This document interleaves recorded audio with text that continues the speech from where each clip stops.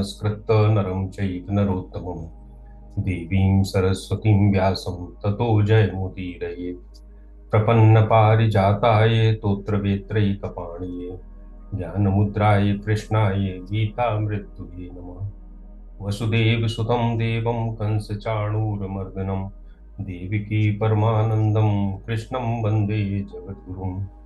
आज दैनिक जीवन में गीता पर हमारी चर्चा का यह 37वां सत्र है। आज हम लोग 5वें अध्याय के 10वें श्लोक और उसके बाद के श्लोकों पर चर्चा करेंगे। अभी तक हमने 5वें अध्याय में ये शुरुआत हुई थी कि अर्जुन ने भगवान से पूछा था कि कर्म संन्यास और कर्म योग में क्या विशिष्ट है, और भगवान ने कर्म योगो विशिष्यते कहा था कि हम संसार में रह के कर्म करें, लेकिन मन से उन कर्मों से पृथक हो, उनकी फल की आसक्ति से और उसके करने के अहंकार से। फिर भगवान ने इसका विश्लेषण किया था, और पिछले सप्ताह हम लोगों ने देखा था कि भगवान ने कहा था कि जितनी क्रियाएं होती हैं, सुनना, देखना, पलक झपकना, चलना, योगी इनको आ, ऐसा देखता है कि इंद्रियां ही अपने विषय में बरत रही हैं, वह खुद कुछ नहीं कर रहा है, वह उससे पृथक है। इस सांख्य योगी के लिए ये बात कही गई थी, पर ये बड़ी उच्च अवस्था है और विशेष रूप से ज्ञान के लिए बहुत मेधा, बहुत बुद्धि और बहुत विवेक की आवश्यकता है। हर व्यक्ति तो ऐसा नहीं है, और गीता केवल ज्ञानियों के लिए या केवल उच्च मेधा वालों के लिए नहीं है। जो पापी से पापी है उसके उद्धार के लिए भी गीता है, जो संसार में रह रहा है उसके उद्धार के लिए भी है, और जिसने संन्यास आश्रम में चला गया उसके लिए भी है। तो भगवान अब ये बात करते हैं उन साधारण लोगों के लिए जो हम आप जैसे हैं। तो 5वें का 10वां श्लोक कहते हैं भगवान, ब्रह्मण्याधाय कर्माणि संगम त्यक्त्वा करोति यः लिप्यते न स पापेन पद्मपत्रम इवाम्भसा। ब्रह्मणा ब्रह्मण्याधाय कर्माणि, कर्मों को ब्रह्म में रख दो, संगम त्यक्त्वा, आसक्ति को त्याग दो, लिप्यते न स पापेन, अगर ऐसा करोगे तो पाप में लिप्त नहीं होगे। और क्या उदाहरण देते हैं, पद्म पत्रम इवाम्भसा, जैसे कमल जल में रहता है, लेकिन आप कभी निकालेंगे तो उसकी पत्ती को जल का स्पर्श नहीं होता, पत्ती बिल्कुल सूखी निकलती है, इतनी चिकनी होती है। तो दो शर्तें भगवान ने कही कि पाप लिप्त ना हो, इसके लिए दो बातें कही, ब्रह्मण्याधाय और संगम त्यक्त्वा। तो जैसे पहले चर्चा हुई थी कि कर्म का संन्यास करना, यानी कर्म करते हुए मानसिक रूप से करता ना रहना, और फल तो प्राप्त होगा पर फल की इच्छा से ना जुड़ना, ये दोनों चीजें कर्म संन्यास है। लेकिन कर्म संन्यास इतना आसान नहीं है जैसा पहले बात की है। सो अब है कि जब हम संसार में कर्म कर रहे हैं तो हम कैसे करें, कहाँ रखें अपने कर्मों को। हम अपने मन पे रख लेते हैं, अपनी बुद्धि में रख लेते हैं, और हम उसके कर्ता बन जाते हैं। तो भगवान कहते हैं कि जहां से आए थे वहीं रख दो। ये पूरा संसार एक असीम आध्यात्मिक स्रोत से पैदा हुआ है। वेदांत में अगर आप सृष्टि की उत्पत्ति देखेंगे तो ब्रह्म तो एक ऐसा तत्व है जो सतचित आनंद है, जो खुद कुछ नहीं करता है, अक्रिय है, लेकिन चेतन है। और उसी के कारण प्रकृति के संयोग से ये सृष्टि जन्म लेती है। अभी जब गीता में आगे चलेंगे तो इस संबंध में भगवान ने काफी कुछ कहा है, जिसमें हम लोग इस सब चीजों को समझेंगे। पर हम सामान्य भाषा में इतना तो जानते हैं कि सृष्टि का भी एक समय है, एक प्रलय आता है जब ये अपनी प्रकृति में विलीन हो जाती है और अव्यक्त प्रकृति में विलीन हो जाती है। भगवान कहते हैं जैसे सूरज निकलने पे बहुत सी चीजें उग जाती हैं, रात के समय विलीन हो जाती हैं, समाप्त हो जाते हैं, बहुत से ऐसे कीट पतंगे होते हैं। उसी तरह से ये सृष्टि भी पैदा होती है और विलीन होती है। तो जिस आध्यात्मिक स्रोत से ये सृष्टि पैदा हुई है और विलीन हुई है, कर्म भी वहीं से आए हैं। तो भगवान कहते हैं कि इनको ब्रह्मण्ड आधाय। अब ऐसा क्यों है? देखिए, हमारे जो मन जब तक हमारे पास है, तो मन की एक प्रवृत्ति है कि वो कहीं ना कहीं आकर्षित होता है। अब वो संसार की ओर आकर्षित हो, इसकी जगह हमने उसको परमार्थ तत्व की अगर पहचान हो गई और हमने वो पकड़ा दिया, तो वो परमार्थ तत्व की ओर आकर्षित होने लगेगा। जब मन समाप्त हो गया तब की बात अलग है, पर जब तक मन है तब तक वो कुछ ना कुछ आसक्ति होगी। ये वैसे ही है जैसे एक बच्चा एक खिलौने को लेकर खेल रहा है और हमें लगा ये खिलौना इसके लिए नुकसानदायक है, इसको लग जाएगा, नुकीला है, गले में फंस जाएगा, तो हम क्या करते हैं, उससे वो छुड़ा के उसको कोई दूसरा खिलौना दे देते हैं जो उसके लिए नुकसान ना करे। तो जब तक मन है तब तक जो संसार में था उसकी जगह कर्मों से पृथक करना है। लेकिन कैसे होगा? ब्रह्मण्ड आधाय कर्माणि। अब इसका तरीका क्या है, ये तो बात होगी। तरीका यह है कि हम ये विचार करें कि ये शरीर, ये मन, बुद्धि, इंद्रियां, ये सारी चीजें हमने तो पैदा नहीं की, हमको तो भगवान ने दी है, और हमारे हाथ में भी ये नहीं है। हम इनसे बिछोए भी हमारा होना है, और जितनी क्रियाएं होती हैं वो इन्हीं के द्वारा होती हैं। तो जो भगवान के द्वारा दी गई चीज से जो क्रियाएं हो रही हैं उसमें हम कैसे शामिल हो सकते हैं? तो इन सारी क्रियाओं का कर्तापन कहाँ है? इन्हीं में है, और अल्टीमेटली भगवान में है।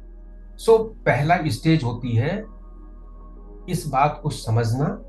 और जैसा हम पहले कह चुके हैं कि कर्म योग में भगवान को कर्म अर्पित करना, भगवद अर्पण करना, सारे कर्म भगवान के लिए करना, भगवान को अर्पित करना। लेकिन यहाँ पे थोड़ी सी और स्थिति ऊपर हो गई। अभी जब हम ये बात कर रहे हैं तो कई सारे जो वेदांत के और गीता के जो तकनीकी शब्द है, टेक्निकल शब्द है, वो हमें समझ में नहीं आते। इसलिए नहीं आते क्योंकि हम अपना जीवन केवल 5 इंद्रियों के सेंसेस के बीच में बिता रहे हैं, और वो वैसे ही जीवन है जैसे पशु बिता रहे हैं, उसमें कोई फर्क नहीं है। और जब इन सेंसेस से बाहर जाके किसी चीज को करने की बात आती है तो समझ में नहीं आती।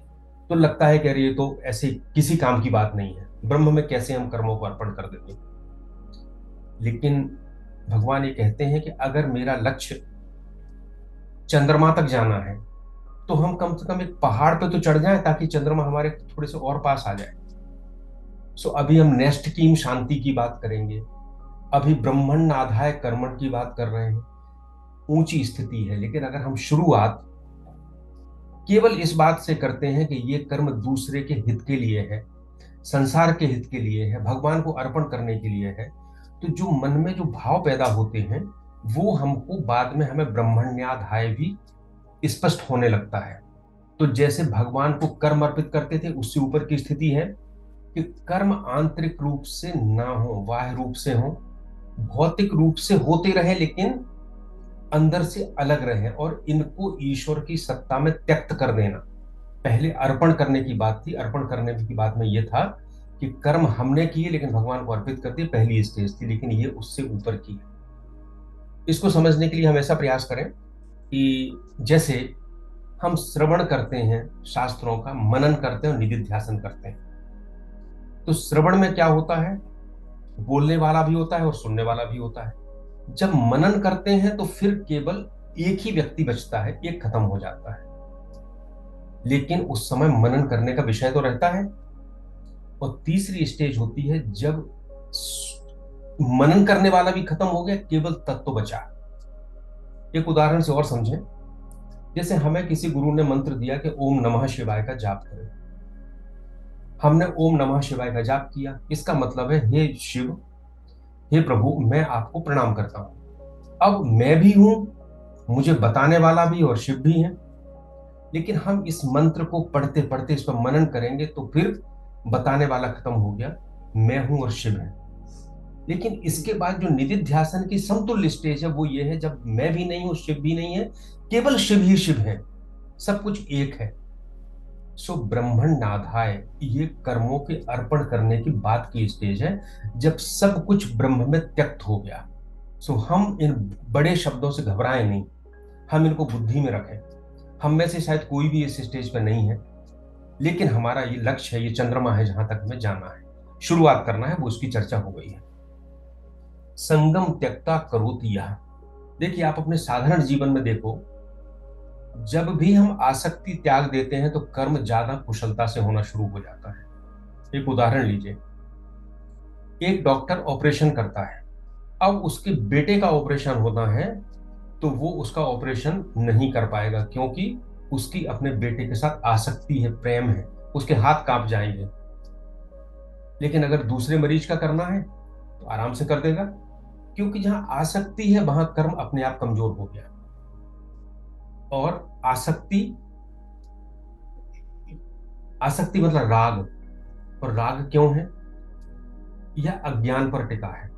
आप गीता में किसी भी श्लोक को उठाकर अगर उसकी कार्य कारण परंपरा में चले जाएंगे, उसके तर्कों में चले जाएंगे, तो आपको अंत में वही ब्रह्म आएगा, मिलेगा, जो वर्णन किया है, जो बताया है।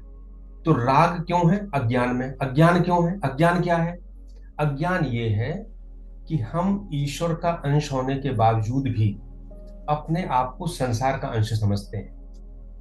हम ईश्वर से अलग होने के कारण, जीव भाव में आने के कारण जो हमारे अंदर रिक्तता पैदा हुई है, जो कमी पैदा हुई है, उसको हम संसार की चीजों से पूरा करना चाहते हैं।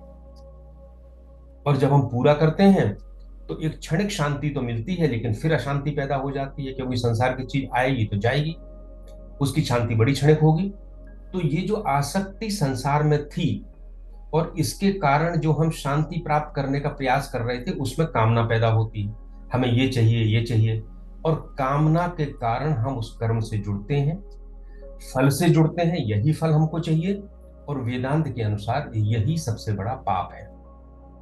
सो संगम त्यक्त्वा करोति यः। अगर हम इस फल की आसक्ति को त्याग दें तो लिप्यते न स पापेन, वह पाप में लिप्त नहीं होता है। पाप की परिभाषा जैसे अपन ने बात की है कि इस सत्य को ना समझना ही वेदांत के हिसाब से सबसे बड़ा पाप है। अब आसक्ति पे थोड़ी और एक बात कर लें कि आसक्ति केवल फल में नहीं होती, आसक्ति कर्म में भी होती है। जैसे मैंने कोई तीर्थ यात्रा की, और तीर्थ यात्रा में एक संकल्प लिया कि हम अपने फला इस व्यवसन को त्याग देंगे। दूसरा उदाहरण लें, हमने कभी किसी को बड़ी मदद की और उसको दान कर दिया, त्याग दी कोई चीज अपने पास से उसके हित में। अब मेरे मन में यह भाव आ गया कि ये मैंने बहुत अच्छा काम किया है, तो ये उस कर्म के साथ आसक्ति हो गई। अब होगा क्या? कोई मिलेगा तो मैं उसको बोलूंगा, ढिंढोरा पीटूंगा कि देखो मैं तीर्थ में गया था तो मैंने चाय पीना छोड़ दी। अब अगर वो व्यक्ति प्रशंसा करेगा तो मेरी उसके प्रति राग पैदा होगा कि यार कितना अच्छा इसने मेरी प्रशंसा की, क्योंकि मैं चाहता था कि मेरी प्रशंसा करे। और नहीं करेगा तो द्वेष पैदा हो जाएगा कि कितना बेकार है, मैंने इतना बड़ा काम किया और इसने हमारी प्रशंसा भी नहीं की, हमारी आलोचना करता है।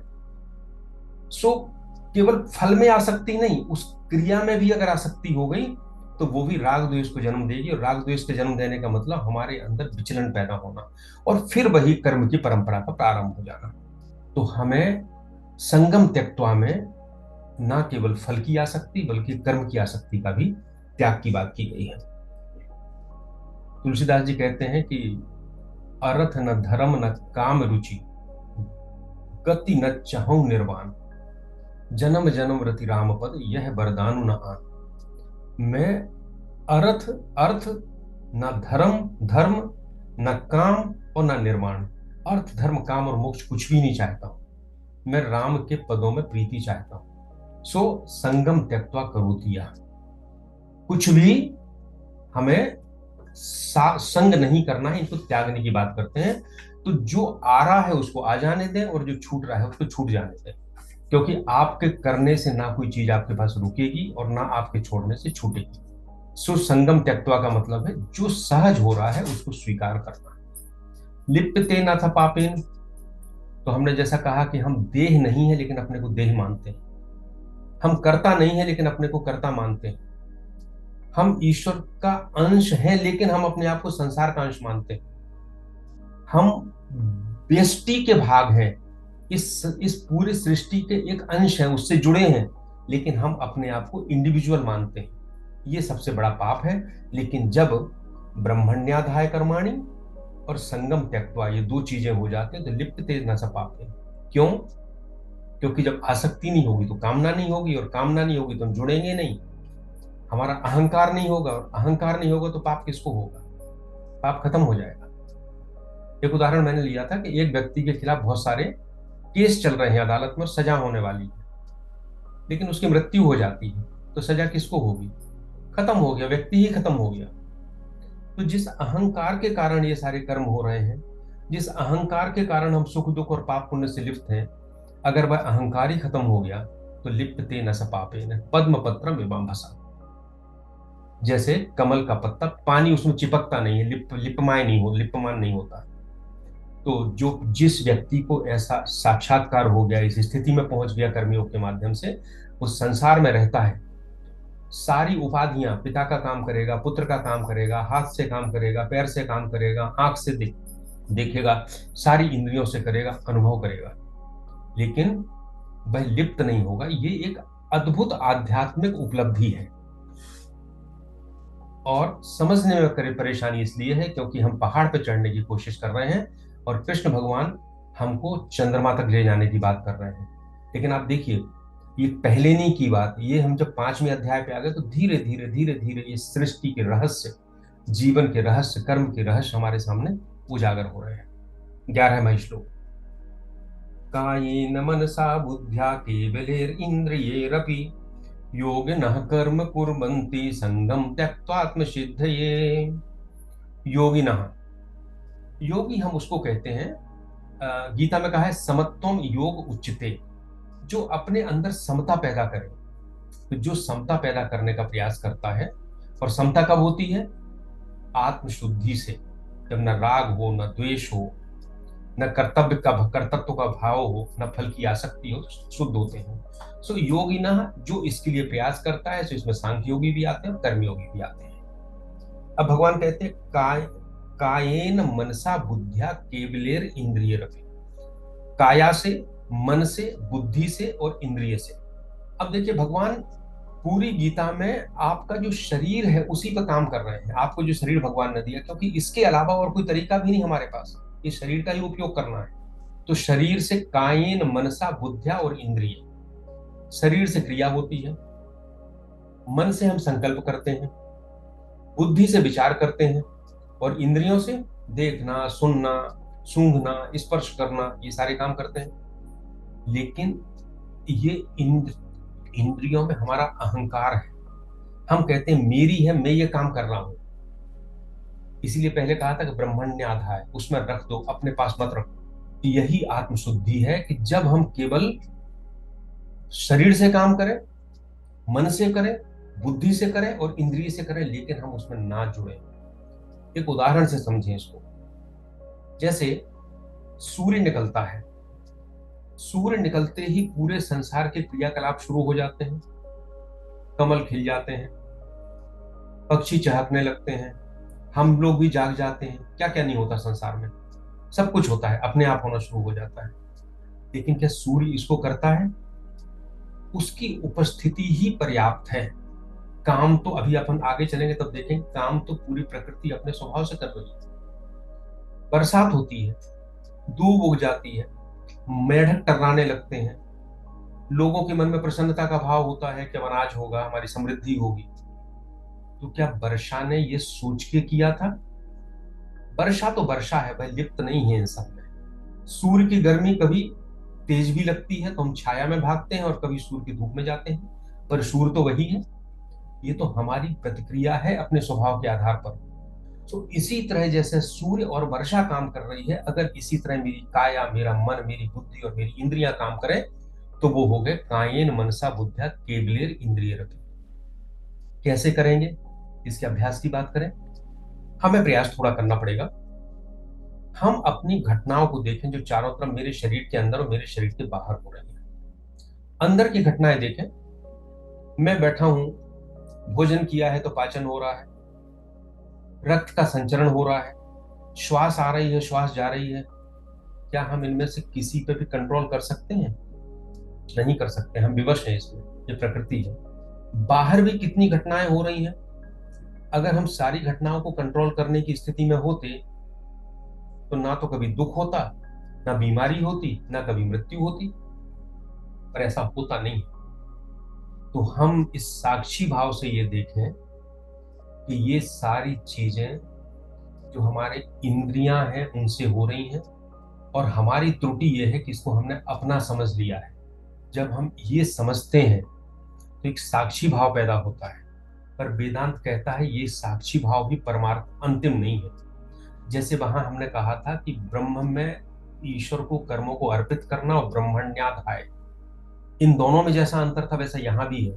अभी साक्षी बन के देख रहे हैं, लेकिन कहते हैं साक्षी तो बुद्धि के भीतर से चेतन झांक रहा है, लेकिन इस साक्षी को भी जो प्रकाशित कर रहा है, जो आत्मा है, जो शुद्ध चैतन्य है, वहां तक की यात्रा है।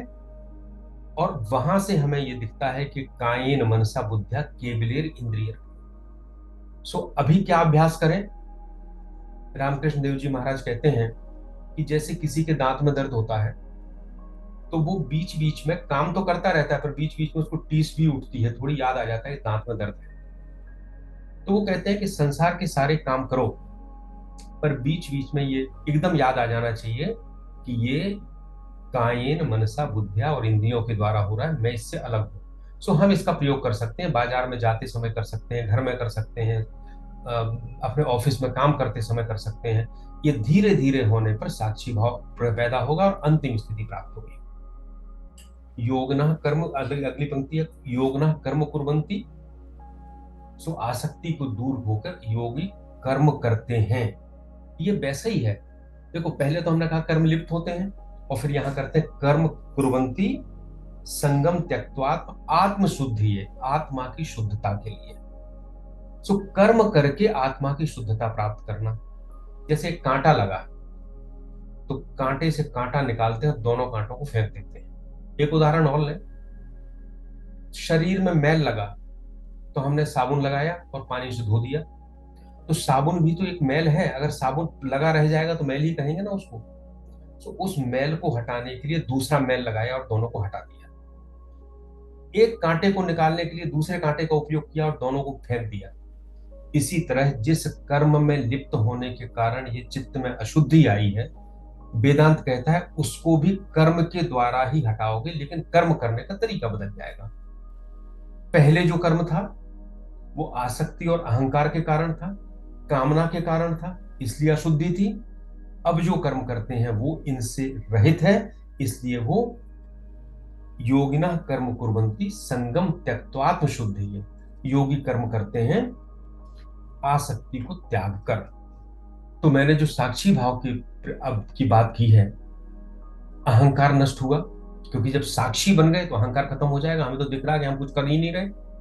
और ध्यान रखिएगा, अहंकार का मतलब जो सामान्य भाषा में हम घमंड कहते हैं वो नहीं है। हम कहते हैं उसको बड़ा घमंड हो गया, उसको पद मिल गया, पैसा मिल गया। मैं हूं और मैं कर रहा हूं, यही अहंकार है। वो घमंड एक अलग चीज है।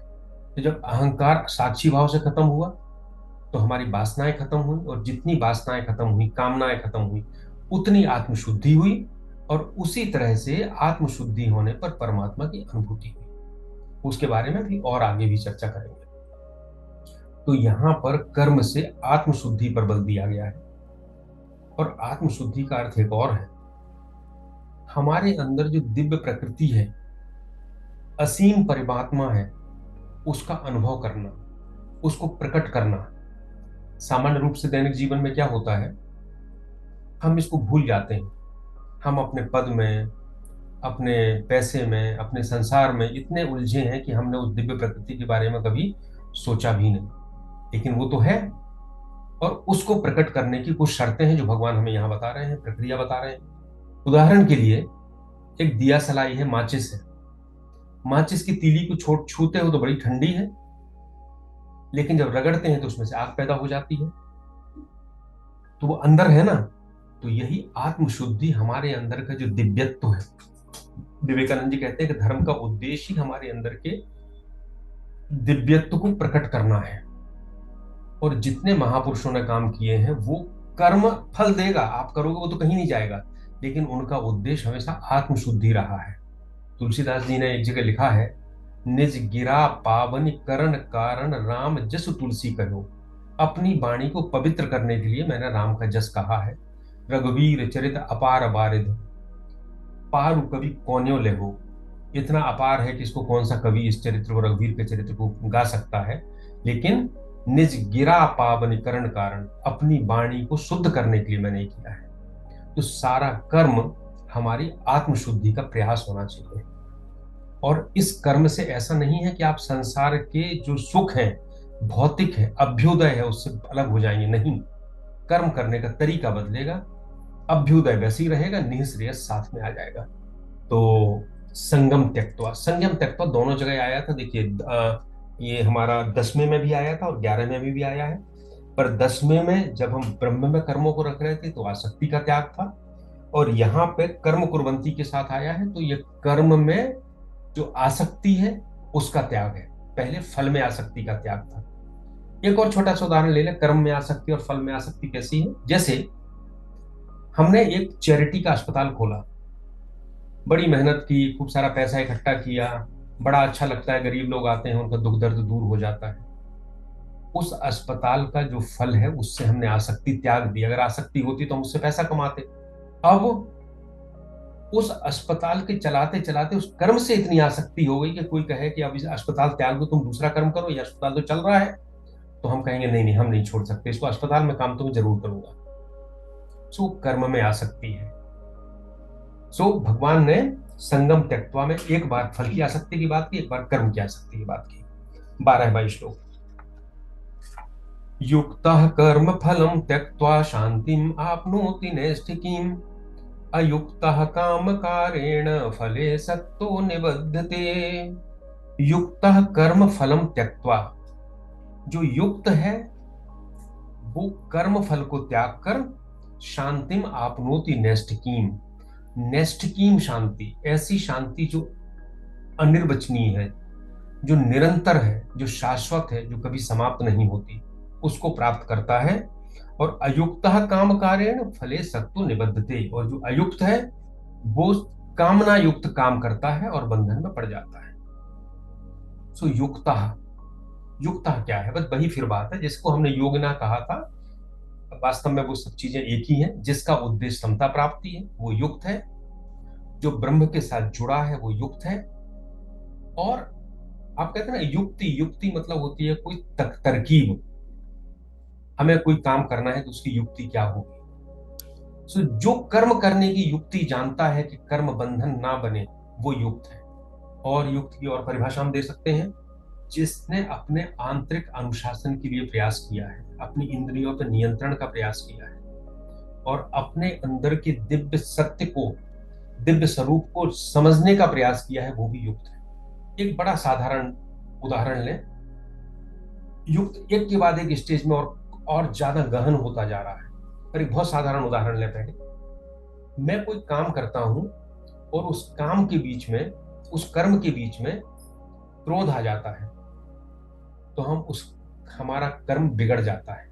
अनाप शनाप बकना शुरू कर देंगे, कर्म बिगड़ जाएगा, कंसंट्रेशन खत्म हो जाएगा, क्योंकि हम उस क्रोध ने हमारी इंद्रियों को विचलित कर दिया और हमारा उन पर नियंत्रण नहीं था। लेकिन अगर नियंत्रण होगा तो वो कर्म यथावत चलेगा। नियंत्रण होगा यानी हम युक्त होंगे। एक और उदाहरण, श्री भागवत में कथा आती है, श्रीमद् भागवत में, कि जब भगवान ने वराह अवतार लिया तो वो पाताल से पृथ्वी को अपनी दाढ़ के ऊपर रख के ऊपर लाए। और जब लाए तो हिरण्याक्ष सामने आ गया, और हिरण्याक्ष ने भगवान के लिए बहुत से अपशब्द बोलना शुरू कर दिए कि तुम तो शुअर हो। शुअर को तो हम वैसे ही कहते हैं, शुअर मतलब बहुत गंदा, और लड़ने के लिए सामने आ गया। लेकिन भगवान वराह अगर क्रोध में आते और उससे तुरंत युद्ध करना शुरू कर देते तो जो दाढ़ पर पृथ्वी रखे हुए थे उसकी स्थापना कैसे होती।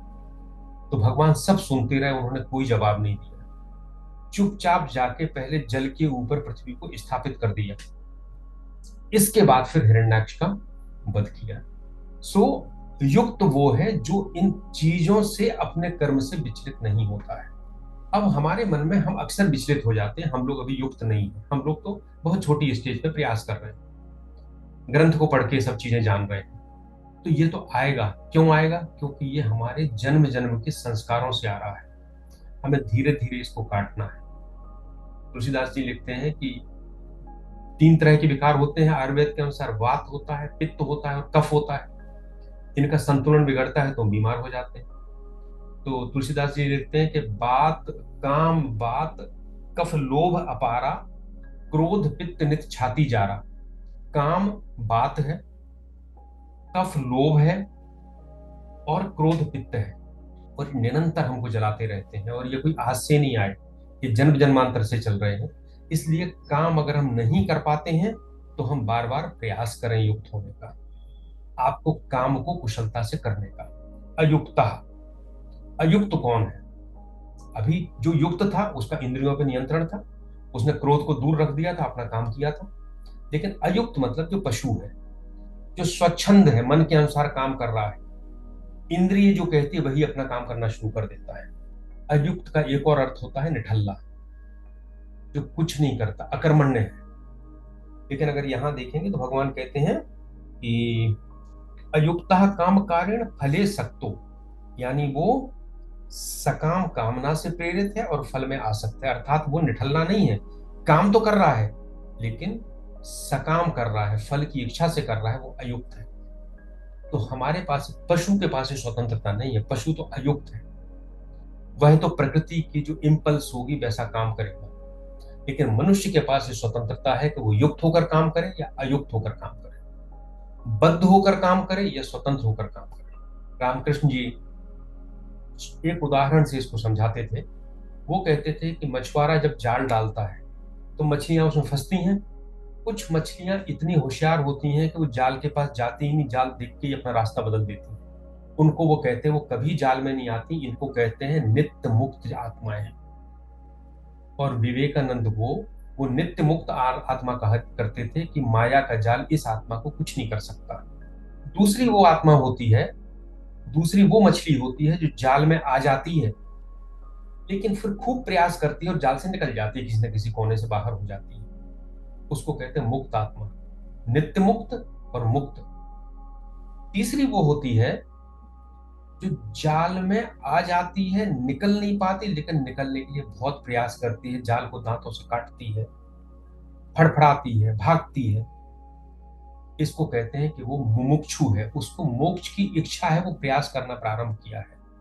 और चौथी वो मछली होती है जो जाल में आ जाती है, चुपचाप पड़ी रहती है, उसको ये नहीं पता कि अभी हम चुप पड़े हैं, लेकिन थोड़ी देर बाद मछुआरा जब जाल को निकालेगा तो हमें मरना है, कोई प्रयास नहीं करती, पड़ी है। उसको कहते हैं बद्ध, वो बंधी हुई है। सो मनुष्य भी चार तरह का है, नित्य मुक्त, मुक्त, ये दोनों आत्माएं तो ऊपर की बात हो गई।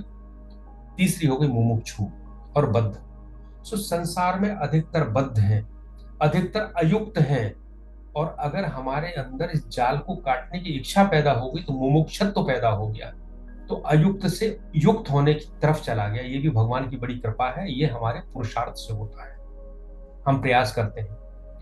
तो समाज में जब अयुक्त व्यक्ति बढ़ जाते हैं, बद्ध व्यक्ति बढ़ जाते हैं, जो केवल अपने स्वार्थ तक सीमित हैं, अपने शरीर तक सीमित हैं, अपने सकाम कर्मों तक सीमित हैं, तो समाज में मूल्य गिरना शुरू हो जाते हैं और समाज की अधोगति होना शुरू हो जाती है। और उसका परिणाम क्या है? हिंसा है, क्रोध है, अपराध है, गरीबी है, अशिक्षा है। और जब युक्त व्यक्ति बढ़ना शुरू होते हैं तो इसकी विपरीत प्रक्रिया शुरू हो जाती है। सुख है, शांति है, ज्ञान है, प्रकाश है, क्योंकि युक्त व्यक्ति के कर्म और अयुक्त का कर्म अलग अलग है। सो युक्त होना केवल संसार को ठीक करने के लिए नहीं, बल्कि हमें अपने आत्मिक कल्याण के लिए भी है।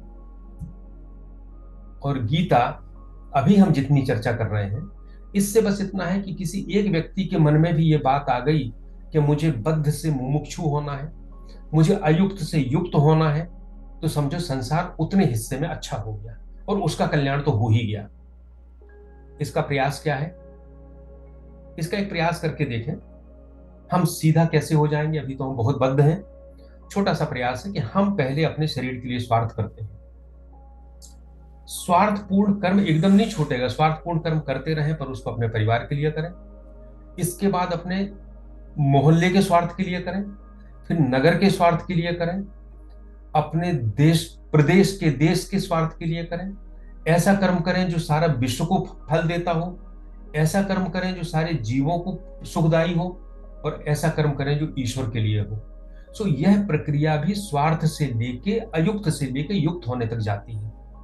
सो एकदम हमें डरना नहीं है, हमें यह देखना है कि प्रक्रिया है, प्रक्रिया में इस तरह की चीजें हैं जो हम कर सकते हैं। फिर भगवान कहते हैं अयुक्तः काम कारेण फले सत्तो निबद्धते युक्तः कर्म फलम त्यक्त्वा। सो कर्म फल की त्याग की बात तो अपन पहले हो गई। तो जब हम कर्म फल त्याग देते हैं तो कर्म क्या है? कर्म एक बीज है। जो कर्म होता है वो बीज बनता है, फिर वो उसमें कामना पैदा होती है, फिर नया बीज बनता है और कर्मों की फसल लहलहाती जाती है जिसमें हम बंधे हैं। लेकिन जब हम कर्म फलम त्यक्त्वा कहते हैं तो वेदांत कहता है कि वो कर्म का बीज भुना बीज हो जाता है। तो भुना हुआ बीज फिर उगता नहीं है, तो संस्कार नहीं पड़ते उसके हमारे चित्त के ऊपर। शांतिम आपनोति नैष्ठिकीम, हमें नैष्ठिकीम शांति प्राप्त होती है। सो जिस तरह हमने वहां कर्मों का अर्पण करना और ब्रह्म में आधाय करने की बात की थी, ऐसे इसको समझें। शांति क्या है? एक शांति तो होती है तामसिक शांति, हमें क्रोध आया और हमने किसी में थप्पड़ मार दिया तो शांति प्राप्त हो गई थोड़ी देर के लिए। एक होती है राजसिक शांति, हम रात दिन कर्म कर रहे हैं, कर्म से हमें कुछ मिला, हमें पैसा मिला, फल मिला, कर्म करने में ही आनंद आया। कई इतने वर्कहोलिक होते हैं जो इतवार को भी घर नहीं बैठते। मैं वल्लभ भवन में देखता हूँ कि कई रिटायर्ड अधिकारी दिन रात वहीं चक्कर लगाते रहते हैं। क्या काम है? आसक्ति हो गई इतनी ज्यादा। अब वो कर्म करने तो नहीं मिल रहा, लेकिन घूम रहे हैं, मिल ही लेंगे, लोगों से बात कर लेंगे। तो एक राजसिक शांति होती है, थोड़े समय ये भी रहती है। तीसरी होती है जब हम इसको समझ लेते हैं कि संसार का स्वरूप क्या है, कामना और ममता का त्याग कर देते हैं, तो त्याग करते ही एक शांति जो होती है सात्विकी शांति होती है हमारे अंदर। लेकिन हमारा ध्येय यह सात्विकी शांति नहीं है, क्योंकि अगर सत्व गुण से शांति आएगी तो सत्व गुण भी प्रकृति का भाग है, तो ये शांति भी खत्म हो जाएगी। तो परम शांति क्या है? ये शांति हमारे अंदर आई और हमने ये विचार किया, इसका उपयोग किया, हम प्रसन्न हो गए। इसका मतलब हम व्यष्टि भाव में व्यक्ति भाव के अंदर आ गए, मैं प्रसन्न हो गया। वैसे ही जैसे श्रवण और मनन खुद ही का था, लेकिन निधिध्यासन में केवल तत्व बचा था। तो जब ये शांति हमारे अंदर आती है और इस शांति को भी साक्षी भाव से देखते हैं, तो एक अनिवर्चनीय शांति है। ईश्वर जो शांति स्वरूप है उसका भाव होता है। उस शांति में विचलन नहीं है, उसमें हमारी और किसी की स्थिति नहीं है, केवल शांति है। परम शांति है जो अनिर्वचनीय है, शाश्वत है, उसको नैष्ठिकीम शांति कहा गया है। और इस नैष्ठिकीम शांति को शायद भगवान कहते हैं कि कोई कोई योगी वासुदेवा सर्वमिति स महात्मा सुदुर्लभा, ऐसा महात्मा बहुत दुर्लभ है। किसी किसी को जन्म जन्मांतर के बाद होती है। ईश्वर का स्वरूप है ये शांति, नैष्ठिकीम शांति। तो वही मैं फिर कहूंगा, भगवान ने चंद्रमा तक जाने का लक्ष्य दे दिया है, नैष्ठिकीम शांति तक। पर अगर हम तामसिक शांति में है तो राजसी में आए, राजसी में है तो सात्विक में आए, हम थोड़ा तो आगे बढ़े। अगला 13वां, सर्व कर्माणि मनसा संन्यस्यास्ति सुखम वशी नवद्वारे पुरे देहि नैव कुर्वन्न कारयन्। सर्व कर्माणि मनसा संन्यस्य, सब कर्मों को मन से त्याग दो, संन्यास कर दो। आसते सुखम वशी, अपनी इंद्रियों को वश में करके सुख से स्थित हो जाओ। नव द्वारे पुरी दूही, ये जो देह है इसमें 9 द्वार हैं, इसमें रहते हुए जो आत्मा है वो नैव कुर्वन्न कार्य, ना कुछ करता है ना करवाता है। तो अब हम इसमें डिटेल नहीं जाएंगे। सर्व कर्माणि मनसा संन्यास, इसकी बात हम काफी कर चुके हैं कि मन से त्यागना है, शरीर को क्रिया करना है, अपने को कर्ता नहीं मानना है। संन्यास जगत से पलायन नहीं है। संन्यास का अर्थ है मिथ्या धारणा का त्याग करना, अहंकार का त्याग करना, मैं करता हूं इसका त्याग करना। और अविवेक पूर्ण आसक्ति हमारे अंदर है, फल की आसक्ति हमारे अंदर है, उसका त्याग करना, यही संन्यास भगवान ने परिभाषा दी है। आसते सुखम, सुख से स्वरूप में स्थित हो जाना, अर्थात इस चीज का निरंतर स्मरण करना कि मेरा स्वरूप क्या है। स्वरूप में स्थित हो जाना ये भी एक उच्च आध्यात्मिक स्थिति है। इसको ऐसे समझें, एक वस्तु दूसरे वस्तु में स्थित होती है। जैसे हमने थाली में रोटी रख दी, तो थाली अलग तत्व है, रोटी अलग तत्व है। तो जैसे ही हम थाली में रोटी रखेंगे थाली का स्वरूप बदल जाएगा, और रोटी उठा लेंगे तो थाली का स्वरूप बदल जाएगा। परंतु हम अपने स्वरूप को जब पहचानते हैं कि हम वही हैं जो यह ब्रह्म है, उन दोनों में कोई अंतर नहीं है। सो स्वरूप में स्थित होना मतलब उस स्वरूप में विलय हो जाना, उस स्वरूप के जैसा हो जाना। हम थे तो वैसे ही, लेकिन हमको अनुभव नहीं था, हम भ्रम में थे कि हम अलग हैं। सो आसते सुखम, उस स्वरूप में स्थित होना। तुलसीदास जी लिखते हैं, सुई जाने जेहि देहु जनाई, जानत तुम्ही हुई जाई। हे प्रभु, तुम जिसको बताना चाहते हो उसको बता देते हैं, और बताते ही वह तुम जैसा हो जाता है। सो यह स्वरूप है जिसमें सर्व कर्माणि मनसा संन्यास जब कर देता है, और संन्यासास्ते सुखम बशी। बशी जब तक हमारा इंद्रियों से संबंध है, इंद्रियां हमको चलाती हैं। इंद्रियां यानी प्रकृति, और प्रकृति यानी जो एक क्षण भी चुप नहीं बैठती, हमेशा सक्रिय है। तो जब प्रकृति से संपर्क है तो हम भी हर क्षण कर्ता बने हुए हैं, और जब हम कर्ता बने हुए हैं तो फिर हमारा कोई नियंत्रण नहीं। फिर हम जैसा इंद्रियां चाहती हैं, जैसे प्रकृति चाहते हैं, वैसे जाते हैं। लेकिन भगवान कहते हैं कि इस नियंत्रण को बढ़ा के वशी होना। एक बात ध्यान रखिएगा, ऐसा कोई नहीं है जिसका बिल्कुल नियंत्रण नहीं हो, सबका नियंत्रण होता है। हमें बाथरूम जाना है पर मीटिंग में बैठे हैं, नहीं उठ सकते, तो हम बैठे रहते हैं, नहीं जाते हैं, हमने नियंत्रण कर लिया। भूख लगी है पर भूख का खाना नहीं मिला समय पे, कोई कारण आ गया, तो 2 घंटे भूखे रह लेते हैं, हमने नियंत्रण कर लिया। कई बार क्रोध आता है तो मैं अपने सबॉर्डिनेट पर तो तुरंत नाराज हो जाता हूँ, पर बॉस पे बहुत क्रोध आता है लेकिन कुछ नहीं कर पाता, उस पर नियंत्रण कर लेता हूँ। बॉस के सामने कैसे कोई बात कहूंगा, मेरा तो अधिकार ही है। सो हम सब इंद्रियों पे नियंत्रण करना जानते हैं, लेकिन इसको बढ़ा के बशी, सर्व कर्माणि मनसा संन्यास्यास्ते सुखम बशी, वह सुख से रहता है। नवद्वारे पूरे देही, ये 9 द्वार की नगरी, यह जो है वेदांत में बड़ा रूपक है। जैसा एक रूपक पहले हम लोगों ने कठोपनिषद की बात की थी कि शरीर को रथ की उपमा देके रथ का उसको रूपक दिया है, और उस पर चर्चा हो गई थी कि सारथी कौन है, घोड़े कौन है, और स्वामी कौन है, रथ कौन है, ये सारी बातें थी। इसी तरह यहाँ पे नवद्वारे पूरी देही, ये देह है, इसमें 9 द्वार है। आप देखिए 9 द्वार, 2 कान है, 2 नाक है, 2 नेत्र है, 6, एक मुख है, 7, एक उपस्थि है योनि या लिंग, और एक गुदा है, सुनो। वो कहते हैं इस शरीर में 9 द्वार हैं, लेकिन हमें नगर क्यों कहा? क्योंकि मैं जो इसके अंदर रहने वाला हूं वो इसका नागरिक हूं, मैं नगर नहीं हूं। हमें ये ध्यान रखना है, नागरिक नागरिक की तरह रहता है, नगर नहीं हो जाता वो। तो जो देही है, जो आत्मा है, वो ये 9 द्वार वाले देह में रह रही है। सो जैसे हम नगर में रहते हैं पर नगर के कामों से लिप्त नहीं होते हैं, ऐसे ही इस देह में रहते हुए देही के कार्यों में लिप्त नहीं होना है। अथर्ववेद में कहा है, अष्ट चक्रा नव द्वारा देवा नाम पूर्व अयोध्या। ये 8 चक्र और 9 द्वारों वाली देवताओं की रहने वाली अयोध्या है।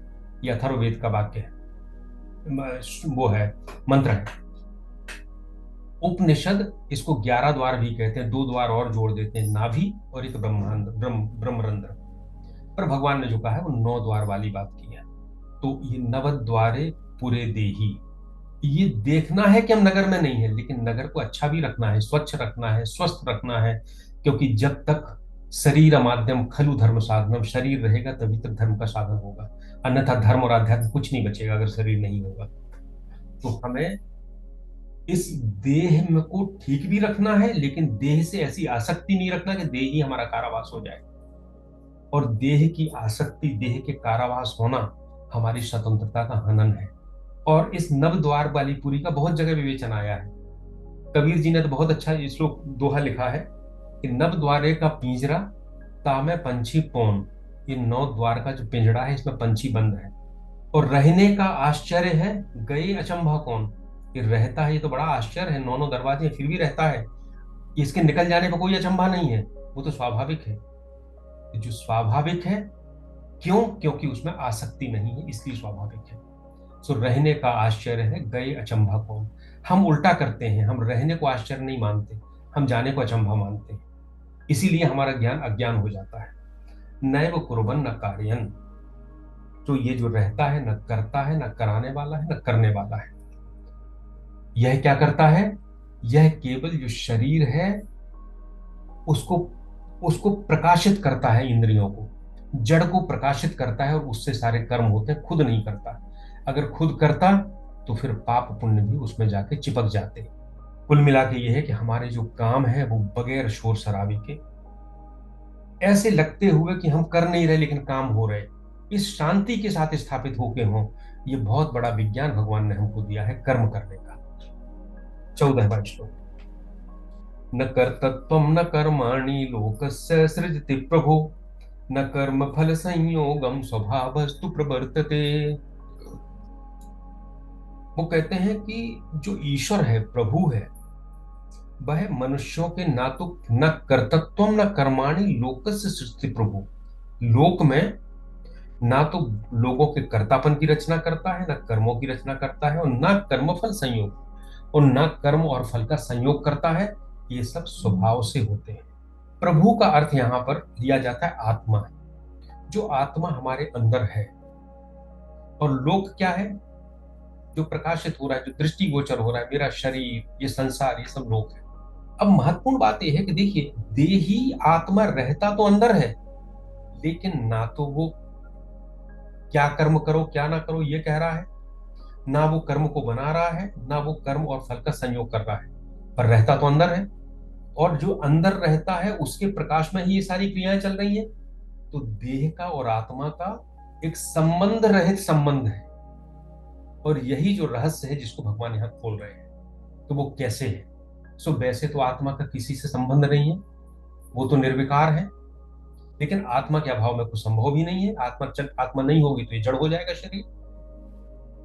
आत्मा उपाधियों के रूप में व्यक्त होती है, वो प्रकाशित करती है तो इंद्रिय चलती है, बुद्धि आती है, बुद्धि से हम मन आता है, मन अहंकार से हम किसी के पिता बनते हैं, किसी के पुत्र बनते हैं, किसी के पति बनते हैं। और जो उपाधि के माध्यम से प्रकट हो रहा है वही जीव है, इसलिए जीव इसमें बंधता है। आत्मा अलग है लेकिन जीव बंधा हुआ है, क्योंकि जीव उसका प्रकटीकरण है उपाधियों के माध्यम से। जैसे सूर्य पृथक है लेकिन एक घड़े में सूर्य का प्रतिबिंब झलक रहा है। वो प्रतिबिंब जो है वो जीव है, और सूर्य जो है वो आत्मा है, प्रभु है। और प्रभु की आत्मा ही इस शरीर में प्रतिबिंब के रूप में झलक रही है, वही जीव है जो भ्रम में है कि हम इस शरीर से बंधे हैं, इन उपाधियों से बंधे हैं। तो कर्म प्रकृति द्वारा होता है, पर जीव अज्ञान के कारण उसमें स्वयं कर्ता बन जाता है।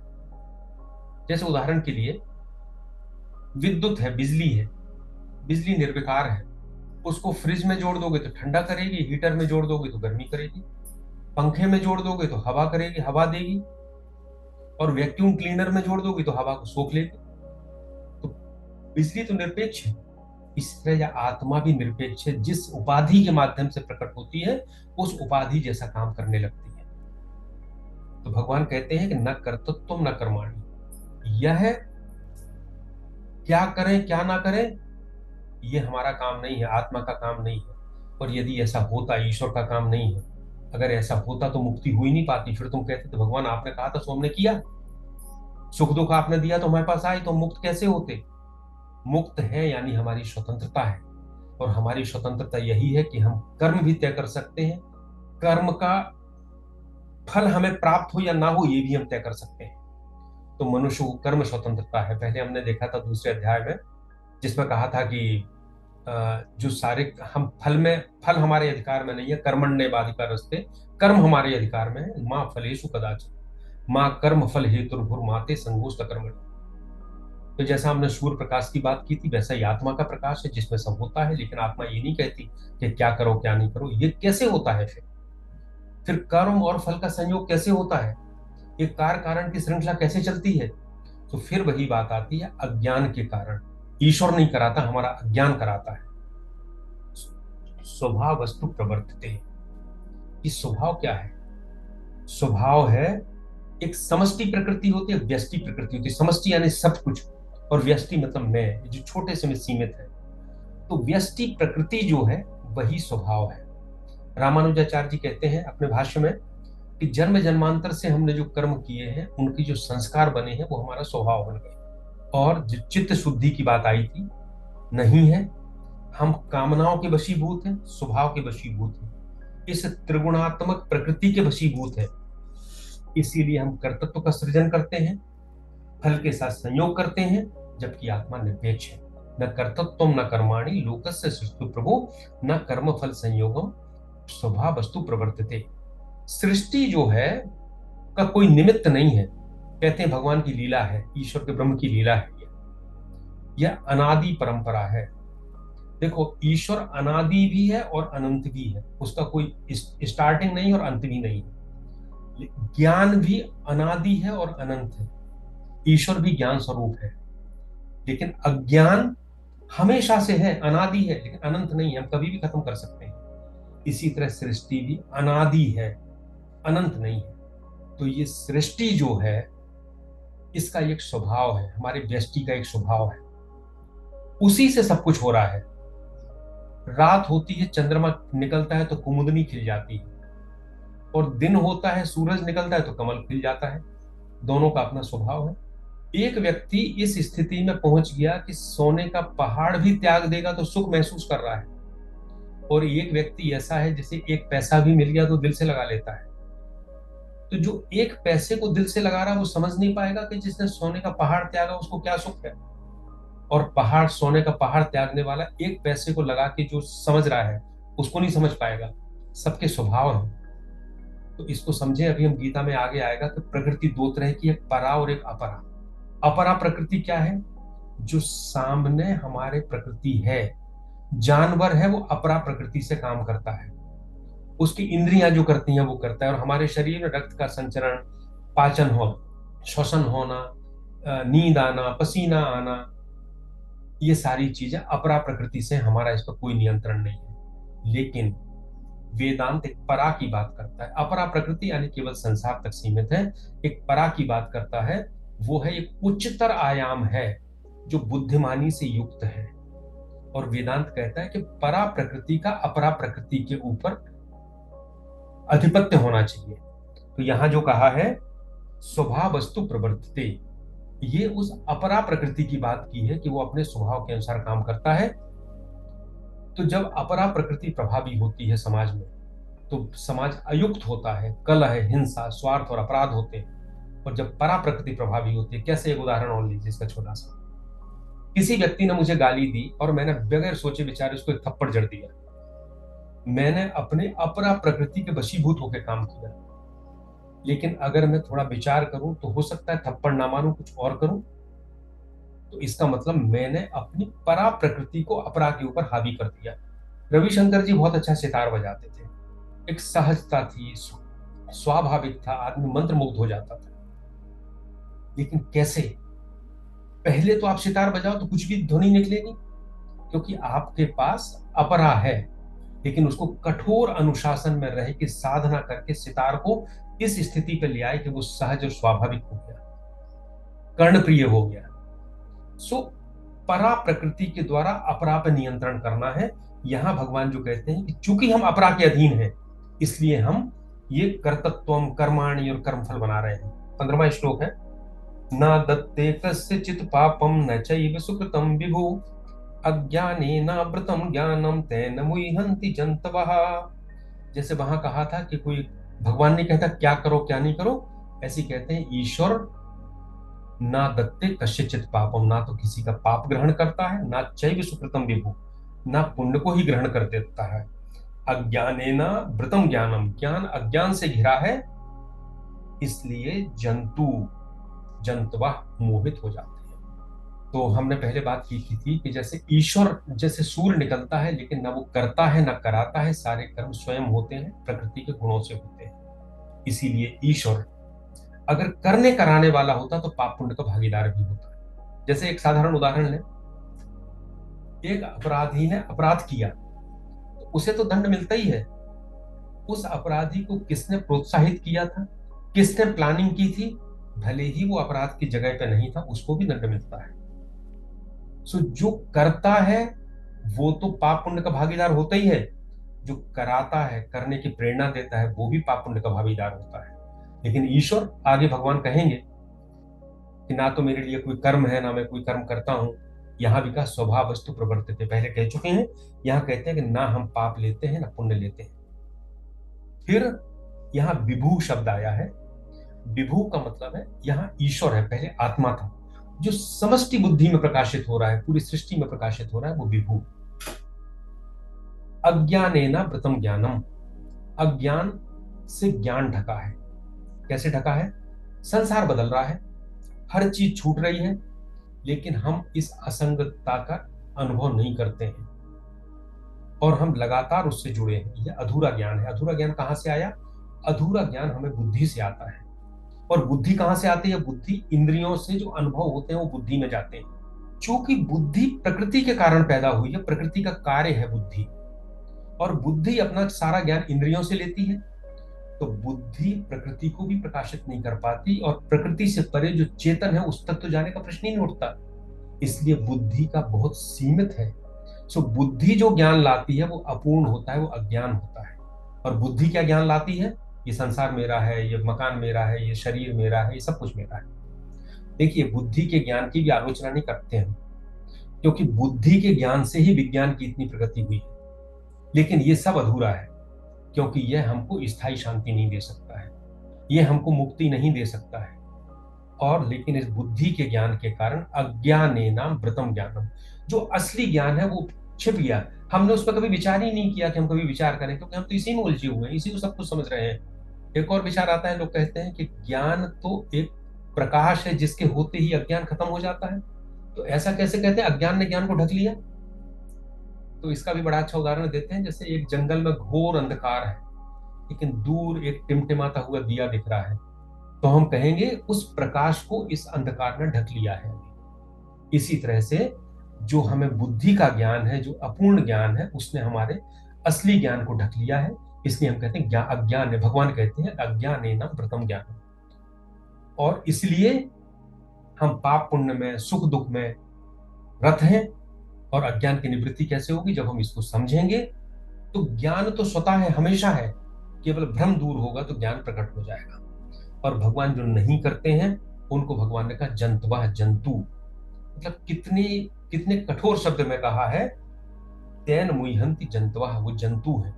अब जो नहीं करते कैसे? देखो, एक चाणक्य नीति का एक श्लोक है, आहार निद्रा भय मैथुनानि समानि एतानि नृणाम पशूनाम ज्ञानम नराणाम अधिको विशेषो ज्ञाने नहीं ना पशु भी समान। आहार निद्रा भय और मैथुन, ये चार चीजें सब में एक सी होती हैं, लेकिन एक ज्ञान ही है, यह विवेक ही है जो मनुष्य को पशुओं से अलग करता है। इसमें एक एक बड़ा महत्वपूर्ण प्रश्न सामने आ गया, उसको कह के हम इसको समाप्त करेंगे। वो प्रश्न ये है कि हम हमेशा से सुनते रहे हैं, पुराण कहते रहे हैं, कथाएं कहती रही हैं, और यहाँ तक कि गीता ने भी एक जगह कहा है कि ईश्वर ही सब चीजों का करने वाला है। ईश्वर ही, हम कहते हैं ना कि एक देवता भगवान सब पल पल की घटनाएं देख रहा है, एक लेखा जोखा रख रहा है, लेखा जोखा के बाद हमें पुण्य भी देता है, पाप भी देता है, नरक भी देता है। ये सारी बातें आती हैं। और यहाँ तो भगवान ने कह दिया कि हम कुछ नहीं करते, सब प्रकृति कर रही है, सब स्वभाव कर रहा है। गीता खुद कहती है कि ईश्वर सर्वभूतानि हृदय सेर्जुन तिष्ठति भ्राम्यन सर्वभूतानि यंत्र रूढ़ानि माया।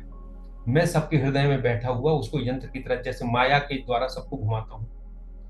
तुलसीदास जी कहते हैं कि उमा दारु जोशित की नाई सबही नचावत राम गुसाई। ये कहते हैं कि भगवान जिसको अधोगति चाहते हैं उसको ऊर्ध्व कर्म करने के लिए प्रेरणा देते हैं, जिसको और जिसकी ऊर्ध्व गति चाहते हैं, और जिसकी अधोगति चाहते हैं उसको बुरे कर्मों की प्रेरणा देते हैं। लेकिन भगवान ने यहाँ सबसे मना कर दिया। तो देखिए, समझिए, हमारे ग्रंथ अलग अलग स्तर के लोगों के लिए हैं। जो अभी ज्ञान का प्रसंग चल रहा है, इसको समझना, इसको धारण करना कठिन है। अगर भगवान के डर के कारण ही कोई दुष्कर्म छोड़ दे और सकर्म करने लगे, सकाम छोड़ दे, निष्काम हो जाए, तो क्या बुराई है? जो भक्ति का मार्ग है वो भोले भाले लोगों के लिए है, भोले हैं, संसार में हैं, तो उनके लिए भगवान कहते हैं हाँ ठीक है, मैं देता हूं, मैं करता हूं, ऐसा भी कहा है, लेकिन प्रसंग बदल गया है। तो यहाँ ज्ञान का प्रसंग है, इसलिए भगवान कहते हैं मैं कुछ नहीं करता। इन चीजों को समझना है। देखने के दो तरीके हैं। यहाँ प्रकृति ही सब कुछ करती है। जब हम भक्ति के प्रसंग में आएंगे गीता में, तो फिर ये बात अलग आ जाएगी कि मैं ही सबके हृदय में बैठा हुआ इसको चला रहा हूँ। तो यह सामान्य भाषा है। कई बार प्रेरणा की बात, प्रारब्ध अपना फल देता है, और प्रारब्ध के कारण भी प्रेरणा होती है, जिसको हम ईश्वर की प्रेरणा समझ लेते हैं और कहने लगते हैं, क्योंकि हमने प्रारब्ध को तो देखा नहीं, तो हमें लगा प्रेरणा आई। इसको कहते हैं कई बार कर्म प्रारब्ध अनुगामिनी हो जाते हैं। जैसा प्रारब्ध आता है वैसे अपने आप कर्म हो जाते हैं। कई बार कहते हैं अरे यार वो ऐसा निकलता नहीं तो ऐसा नहीं होता, ऐसा कह दिया इसलिए ऐसा हो गया, क्योंकि हमारे अंदर प्रारब्ध ने ही प्रेरणा कर दी। और प्रारब्ध भी क्या है? हमारे कर्मों का संग्रह है, और ये सब भी प्रकृति के भाग है, तो ईश्वर इनसे अलग है। तो जब ये बात कहते हैं तो कई बार भक्तों के लिए बड़ी कठोर बात हो जाती है कि जो भक्ति मार्गी होते हैं, भगवान की लीलाओं में भागवत पढ़ते हैं, भगवान की लीलाओं में आनंद लेते हैं, ज्ञान मार्ग को इसलिए थोड़ा सा कठोर माना जाता है।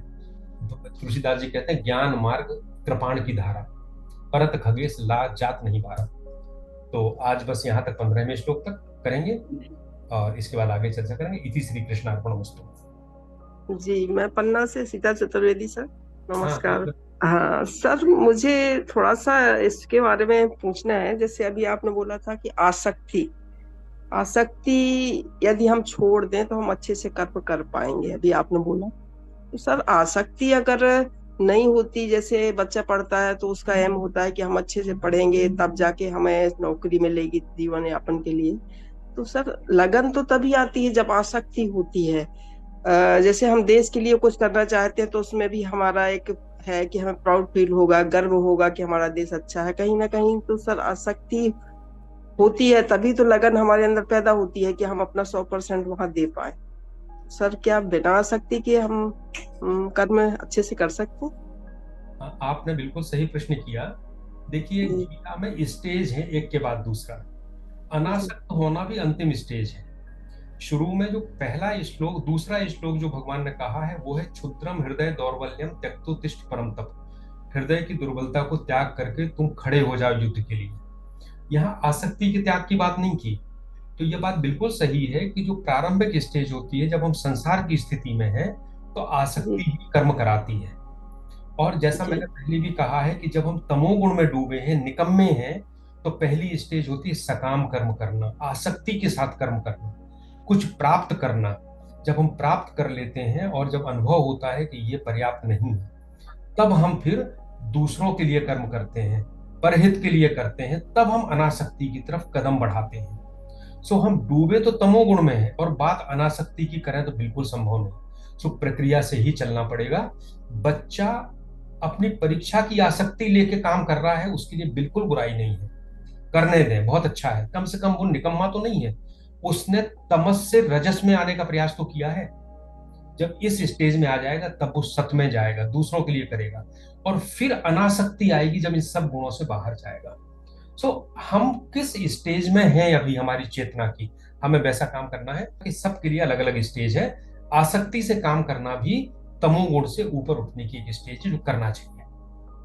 अनासक्ति बात की स्टेज है। जी sir, okay, thank you sir. प्रणाम सर सभी को, नमस्कार। आदरणीय शास्त्र साहब को। नमस्कार। मेरा एक प्रश्न है सर। अभी जैसा आपने कहा इसी श्लोक की व्याख्या में कि प्रारब्ध जो रहता है वो ही कर्म करने के लिए प्रेरित करता है। प्रारब्धवश या स्वभाववश व्यक्ति कर्म करता है, और व्यक्ति कर्म करने को स्वतंत्र है। दूसरा सिद्धांत ये भी है, चाहे तो वह प्रारब्ध से बुरे, जो प्रारब्ध से प्रेरित होते हैं बुरे कर्म को करने से वह रोक सकता है, बच सकता है, क्योंकि वो स्वतंत्र है कर्म करने को। अब गीता का एक सिद्धांत ये है कि प्रारब्ध के भोग से बचा नहीं जा सकता। मेरा प्रश्न ये है कि जब स्थिति ऐसी है तो फिर कर्म करने की स्वतंत्रता का अर्थ ही क्या रह जाता है, अगर प्रारब्ध के भोग को भोगना अनिवार्य ही है तो? कृपया इसमें मार्गदर्शन करें। तो इसमें 3-4 प्रश्न आपस में गुथ गए हैं। पहला प्रश्न तो यह हो गया कि प्रारब्ध क्या कर्म की प्रेरणा देता है ना? जी। तो अपने जन्म जन्म के जो कर्म है वही क्रियमाण होते हैं, वही संचित होते हैं, और वही प्रारब्ध होते हैं। तीनों के अलग अलग स्टेज है, और कर्म ही संस्कार बनाते हैं, और संस्कार से ही स्वभाव बनता है, और स्वभाव ही हमें प्रेरणा देता है। अगर इस प्रक्रिया को आप समझें तो हम ये भी कह सकते हैं कि हमारे संस्कार प्रेरणा दे रहे हैं, हमारा स्वभाव प्रेरणा दे रहा है, और एक तरह से हम कह सकते हैं कि हमारा प्रारब्ध प्रेरणा दे रहा है। तो तीनों चीजें, देखिए वही बात आती है। जैसे ईश्वर कर्म करता है और कराता है, और कहते हैं करता भी नहीं और कराता भी नहीं। यही तो इसकी ब्यूटी है वेदांत की, कि अलग अलग स्टेज के अलग अलग चीजें हैं। तो प्रारब्ध प्रेरणा भी देता है, क्योंकि कर्म संस्कार बनते हैं, और प्रारब्ध भी कर्म ही है, पहला। दूसरा आपने दिया कि हमारी स्वतंत्रता कहाँ है। तो जो कर्मों के संस्कार ने आपका स्वभाव बनाया, वो प्रकृति प्रदत्त स्वभाव हो गया, तो वो अपरा प्रकृति हो गई। लेकिन भगवान ने हमें बुद्धि विवेक दिया है, हमें परा प्रकृति भी दी है, तो हमें परा के द्वारा अपरा के ऊपर नियंत्रण करना है। तो ये हमारी स्वतंत्रता हो गई पूरी तरह से। तीसरा, कर्म का नियम यह है कि कर्म के फल से कोई बच नहीं सकता, कर्म अपना फल देगा। अब फल आप लो या ना लो, तो फल तो आपको लेना पड़ेगा, लेकिन कर्म का यही फल हो, यह आसक्ति होना ही बंधन का कारण है। सो ये तीसरा हो गया। और चौथा आपने पूछा था, कर्म की स्वतंत्रता तो है ही हमको, हम परा प्रकृति के ऊपर अपरा प्रकृति के ऊपर परा प्रकृति को थोप सकते हैं, और हम चाहें तो अपरा प्रकृति से भी कम कर्म कर सकते हैं। और एक क्वेश्चन कौन सा था, आपने 3-4 क्वेश्चन एक साथ कर दिए थे। नहीं, मेरा यही था, फिर हमारी कर्म करने की स्वतंत्रता का अर्थ क्या रह जाता है यदि हमें प्रारब्ध का फल भोगना ही है? वो बिल्कुल इसका एक उदाहरण है। उदाहरण के लिए, मैं जमीन पर 2 पैर से खड़ा हूं, तो मेरे पास ये स्वतंत्रता है कि मैं बाएं पैर से खड़ा हो जाऊं, एक पैर को ऊपर उठा लूं, या दाएं से खड़ा हो जाऊं, बाएं को ऊपर उठा लूं। लेकिन मेरे पास ये स्वतंत्रता नहीं है कि मैं दोनों पैरों को ऊपर उठा लूं। बस यही कर्म और प्रारब्ध है, स्वतंत्रता है, और एक जगह जाके स्वतंत्रता बाधित भी होती है। अब इसके फिर अलग अलग दर्शनों में अलग अलग तरीके के कारण दिए गए हैं, पर हम तो इतने से खुश हों कि भगवान ने हमें स्वतंत्रता दी तो है, हम उस स्वतंत्रता का उपयोग करें। जैसे हमने छोटी शांति का उपयोग किया, तामसिक से राजसिक, राजसिक से सात्विक, तो हम परम शांति पे चले गए। तो दी गई स्वतंत्रता का उपयोग करें, एक पैर से खड़े होना तो शुरू करें। तो हो सकता है अभी जो हम बुद्धि से नहीं समझ पा रहे, एक स्थिति ऐसी है जब हमें इतनी स्वतंत्रता हो जाए कि दोनों पैरों से ऊपर उठा के खड़े होने लगे। हमें नहीं मालूम ऐसा होता है कि नहीं प्रकृति में, लेकिन हम जो मिली है उसका शुरू करें, अपने अनुभव से ही हमें पता चलेगा। और एक और है, प्रारब्ध तो भोगना ही पड़ेगा। ये बात बिल्कुल सही है कि भगवान जब कहते हैं ना कि ज्ञानाग्नि दग्ध कर्माणम भस्मसात कुरुते, तथा आगे आएगा या शायद आ चुका है, ज्ञान की अग्नि में कर्म भस्म हो जाते हैं। तो ज्ञान की अग्नि का मतलब, हमने कर्म करने का तरीका सीख लिया, तो क्रियमाण तो हमारे लिए जो तत्काल कर्म कर रहे हैं वो फल नहीं देंगे, क्योंकि हम उससे अलग हो गए। संचित कर्म जो थे, जो प्रारब्ध में बदलने वाले थे, वो भी रुक गए, क्योंकि हम उससे अलग हो गए। लेकिन प्रारब्ध अपना फल देगा। फिर क्या होगा, फल हमें, अंतर केवल इतना आता है कि फल हमें सुखी और दुखी नहीं करता। जब हमने कर्ता का अहंकार खत्म कर दिया, तो प्रारब्ध का फल आएगा, लेकिन हमें उतना विचलन पैदा नहीं होगा जो सामान्य रूप से होता। इसलिए ये शरीर तब तक रहेगा जब तक प्रारब्ध कर्म खत्म नहीं हो जाएंगे, तब तक मरने का कोई तरीका नहीं है। और जैसे ही प्रारब्ध कर्म खत्म हो जाएंगे, तो शरीर रहने का भी कोई तरीका नहीं है। लेकिन अगर हम अभी क्रियमाण और संचित को बनाते जाएंगे, तो पुनः प्रारब्ध में तब्दील होंगे, जो किसी निश्चित समय के बाद अगले जन्मों में फिर परिवर्तित होंगे वो अपने भोगने के लिए। इसलिए हमें पुनर्जन्म लेना पड़ेगा। सो प्रारब्ध तो भोगना है, लेकिन प्रारब्ध की जो तीव्रता है वो कम हो जाती है, क्योंकि हमारे पास कर्तृत्व का अहंकार नहीं होता। इसीलिए हम कांटा लगने पे भी तड़प जाते हैं, लेकिन रामकृष्ण परमहंस कैंसर के होते हुए भी अपने साधना को और प्रवचनों को जारी रखते हैं उस कष्ट के बीच में। बस प्रारब्ध तो भोगना है, अंतर इतना है, भोगने का तरीका क्या होगा, कितने। एनेस्थीसिया मिल जाता है सर, एनेस्थीसिया हाँ मिल जाता है। हाँ हाँ हाँ, प्रारब्ध किसी भी ग्रंथ में, किसी में भी प्रारब्ध से बचने का कोई तरीका नहीं। सर बहुत धन्यवाद सर, प्रणाम सर, धन्यवाद।